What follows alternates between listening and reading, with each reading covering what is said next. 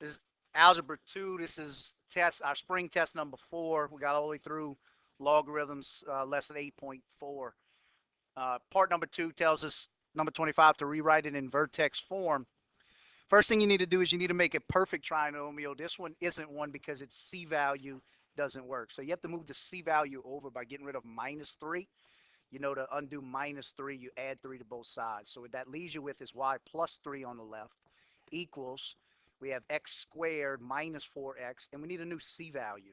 Remember, you can find a new C value by taking B's value, 4, or in this case, negative 4, doesn't matter, dividing it by 2 and getting 2, and then squaring what that is.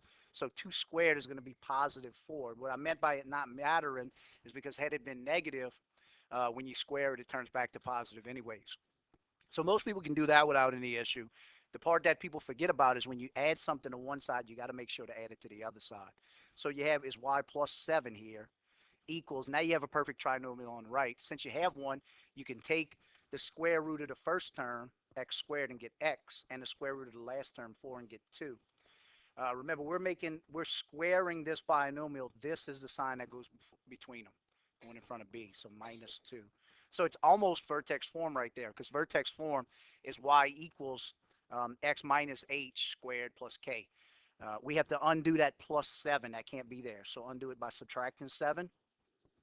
And if you do it there, you need to do it here. You can't take it away from negative 2 because it's inside the parentheses. So vertex form is going to look like this. Y equals x minus 2 squared minus 7. This is vertex form. Remember, that shows you in this equation that's going to look like this when it's graphed. You know, it's going to look something like that. That shows you that vertex. That shows you that bottom of that vertex. Remember what it is.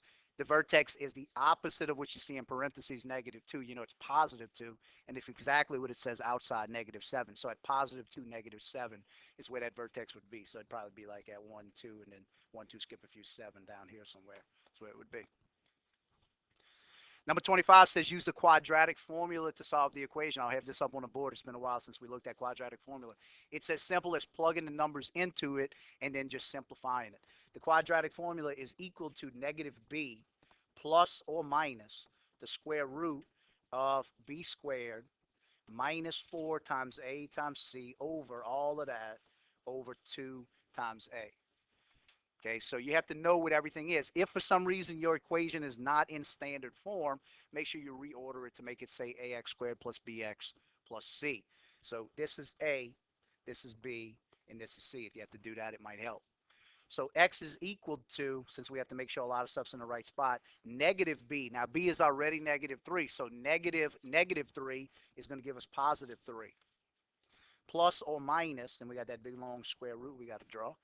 B squared, again, b is negative 3, so it'll be negative 3 squared, which we know is the number 9.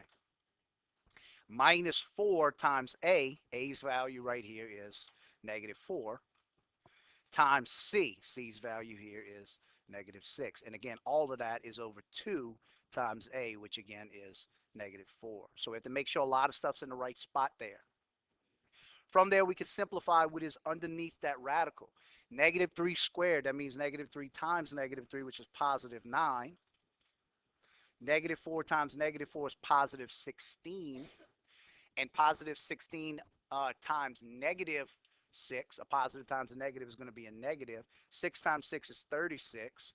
And 6 times 1 is 6 plus 3 is 96. So we have the square root of 9 minus 96 over 2 times negative 4 is negative 8. Again, it's easy to get lost in this problem. You still have 3 plus or minus that. That's actually here as well. 3 plus or minus that. So 9 minus 96, they have opposite terms. You have to, opposite signs. You have to subtract them. 96 minus 9, 6 minus 9, or 16 minus 9 is 7. And then 8 minus 9 is, 8 minus 0 is 8. So it's negative 87, the square root of that over, and again, it's 3 plus or minus, that's still over negative 8.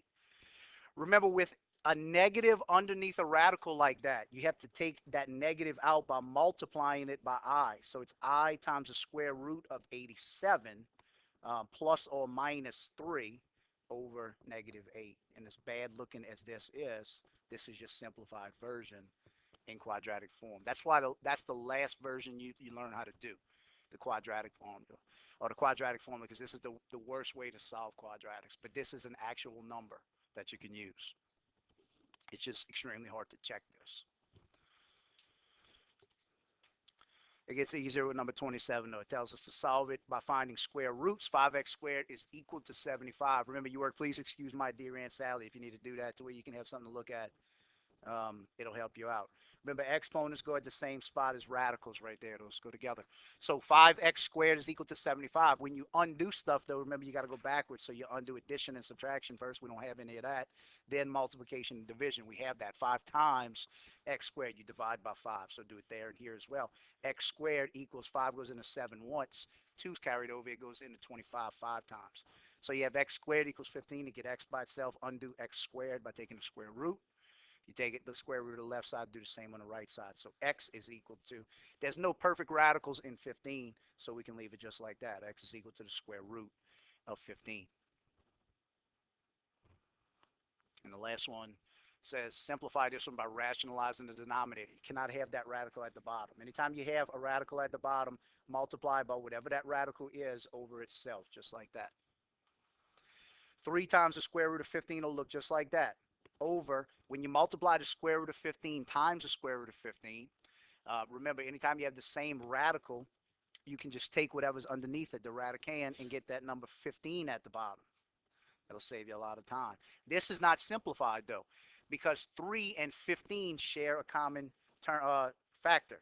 3 goes into itself 1 time, 15, and it goes into 15 5 times. There's no reason to write 1 times anything. So this is a simplified form when it's rationalized, square root of 15 over 5.